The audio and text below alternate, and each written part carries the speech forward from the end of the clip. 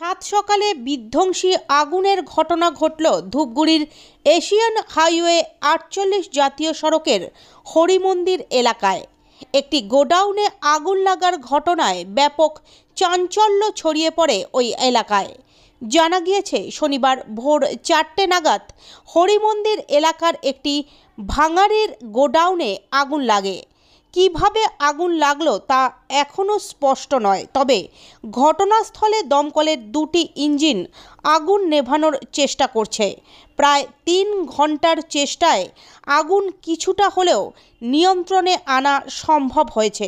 তবে ওই গোডাউনে প্লাস্টিকের যাবতীয় জিনিসপত্র থেকে শুরু করে পুরনো গাড়ির যন্ত্রাংশ থাকায় আগুন বড় আকার ধারণ করেছে, যার জেরে আগুন নিয়ন্ত্রণে আনা দমকলের তরফে অসম্ভব হয়ে পড়েছিল। কনকনে শীতের সকালে অগ্নিকাণ্ডের ঘটনায় ব্যাপক চাঞ্চল্য ছড়িয়ে পড়ে ধূপগুড়িতে।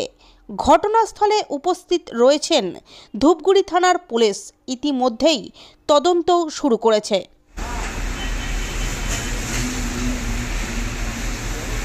বুঝতে পারলেন আগুন লাগছে এবং কেমন করে লাগলো?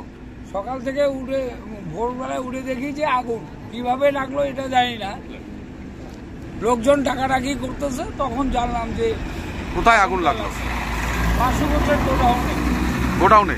হ্যাঁ। কিসের গোডাউন? এটা হচ্ছে ভাঙড়ি গোডাউন।